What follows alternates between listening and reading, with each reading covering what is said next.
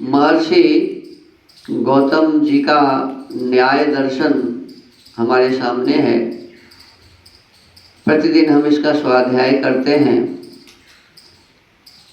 इस न्याय दर्शन में बताया हुआ है कि मोक्ष क्या है। तो इसमें लिखा है कि सब प्रकार के दुखों से छूट जाने का नाम मोक्ष है।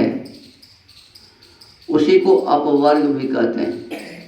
उसका दूसरा नाम, मोक्ष का दूसरा नाम क्या है? अपवर्ग। लेकिन इस मोक्ष के बारे में अनेक विद्वानों ने अनेक ढंग से बताया है। संसार में बहुत सारे लोग विद्वान हुए हैं। उस विद्वानों में सबके अपने अपने मत हैं। कहते हैं कि भाई विभिन्न सांप्रदायिक आचार्यों ने अपने विचारों के अनुसार विविध रूपों में अपवर्ग का उल्लेख किया है।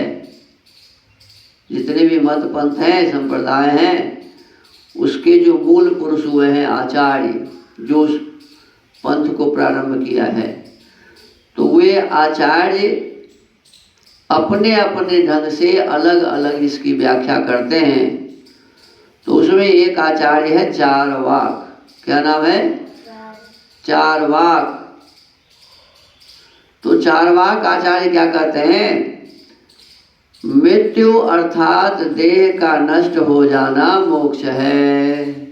हम मर गए तो मोक्ष हो गया, देह छूट गया तो हमें मोक्ष मिल गया, हमारा शरीर नष्ट हो गया बस मोक्ष मिल गया।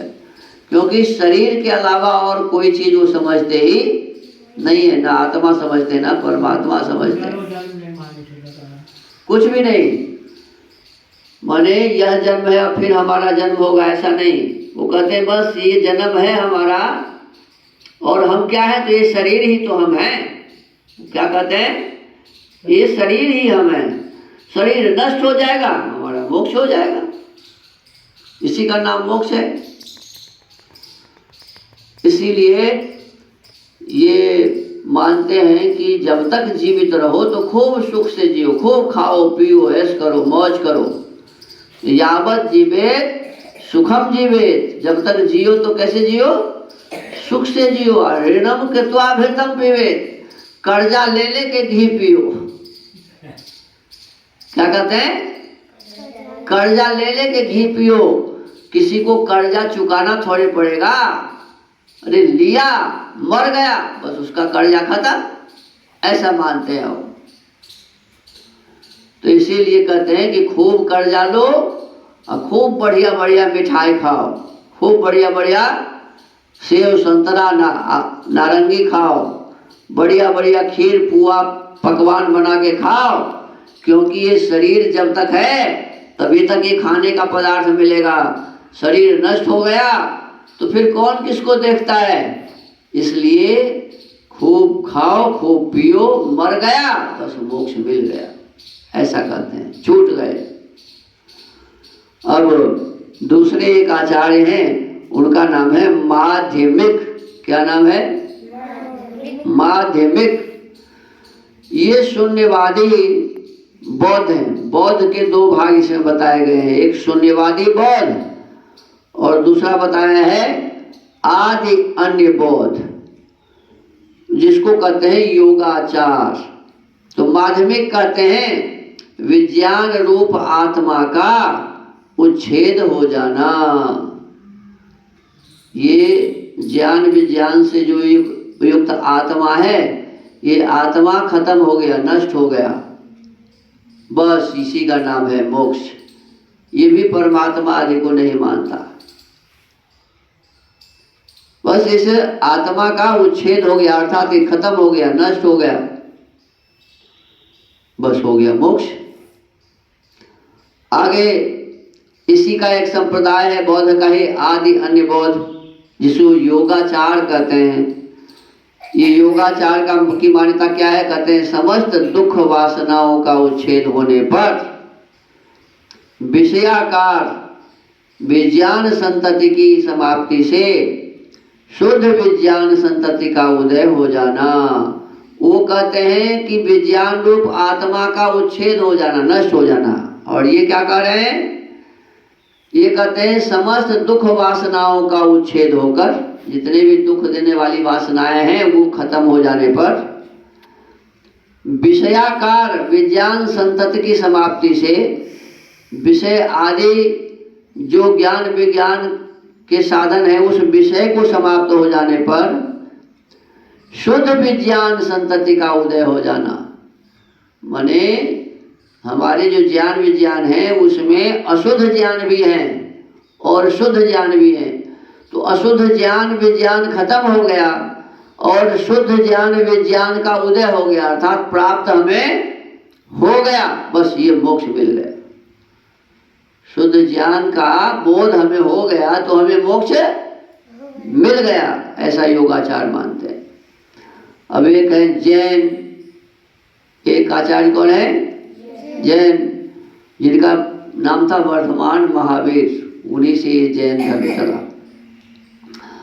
तो कहते आवरण का हट जाना।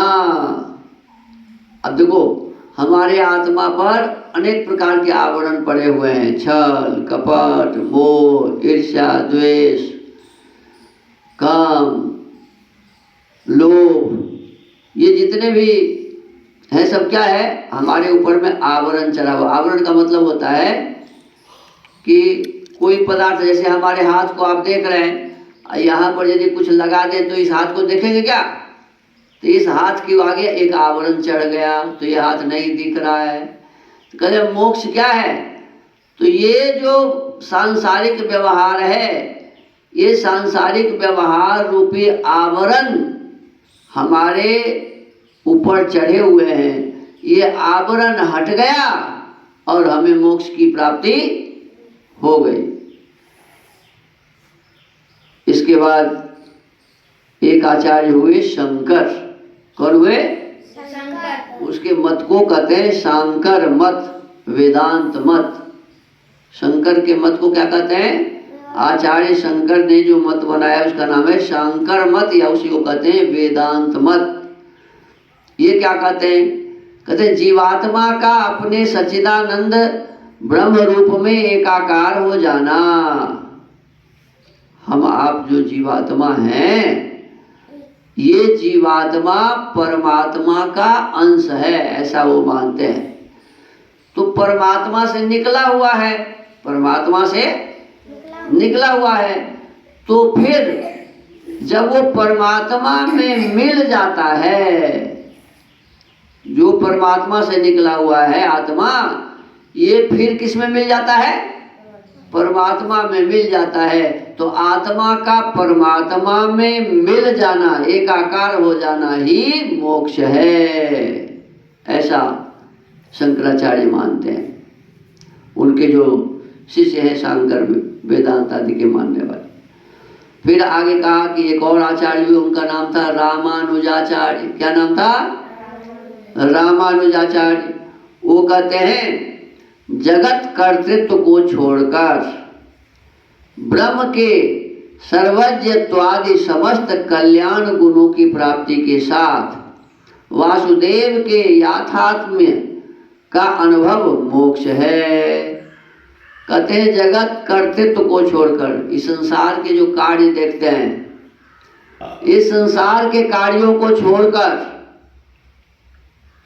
और फिर ब्रह्म के सर्वजत्वादि समस्त कल्याण गुणों की प्राप्ति के साथ, परमात्मा सर्वज्ञ हैं, सबको जानने वाले हैं, परमात्मा सबका कल्याण करते हैं। तो परमात्मा के इन गुणों को प्राप्त करके, परमात्मा सर्वज्ञ है तो हमें भी सर्वज्ञ बन जाना चाहिए, हम भी सर्वज्ञ बन जाएंगे।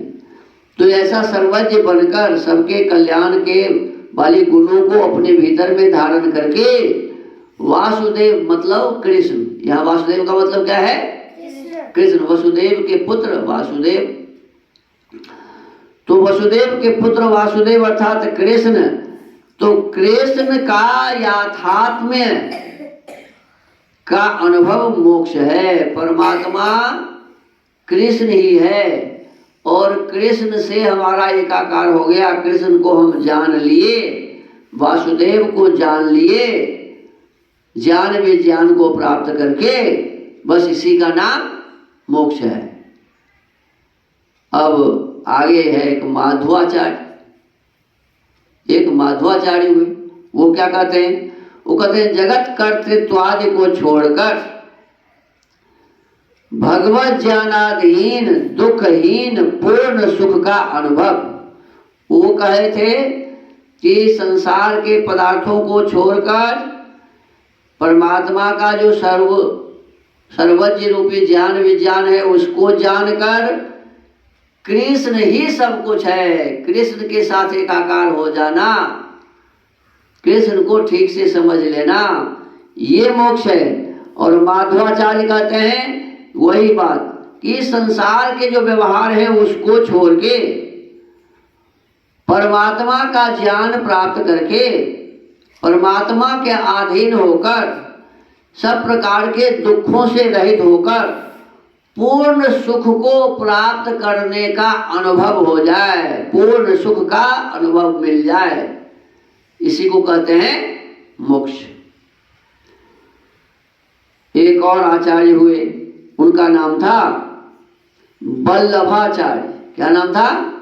वल्लभाचार्य, वल्लभ आचार्य। वो कहते हैं द्विभुज कृष्ण के साथ उसके अंशभूत जीवों का गोलोक में लीलानुभव करना मोक्ष है।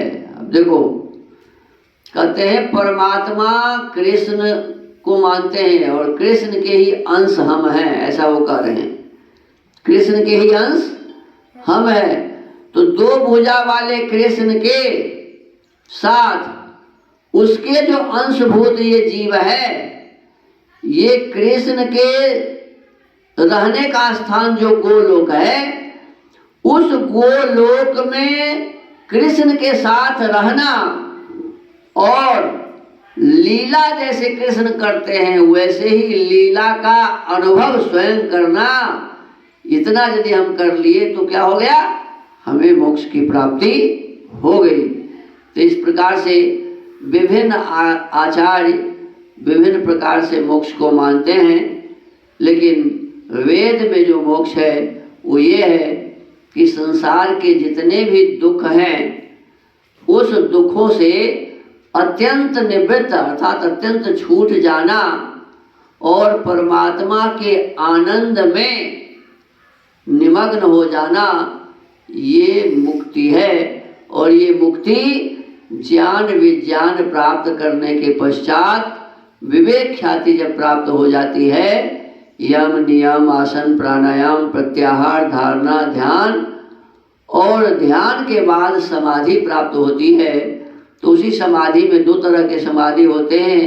एक का नाम है संप्रज्ञात समाधि और एक का नाम है असंप्रज्ञात समाधि। तो संप्रज्ञात समाधि प्राप्त योगी को पता चलता है कि इस संसार में जो कुछ भी है सब दुख से ही है और हमारा ये शरीर भी है ये दुख का ही कारण है। तो इन सब विषय वस्तुओं को समझकर परमात्मा के आनंद में निमग्न हो जाने का नाम ये मोक्ष बताया है। तो विशेष रूप से इसके संबंध में और भी हम आगे जानेंगे। आज के इस स्वाध्याय के क्रम को यहीं विराम देते हैं। ओम।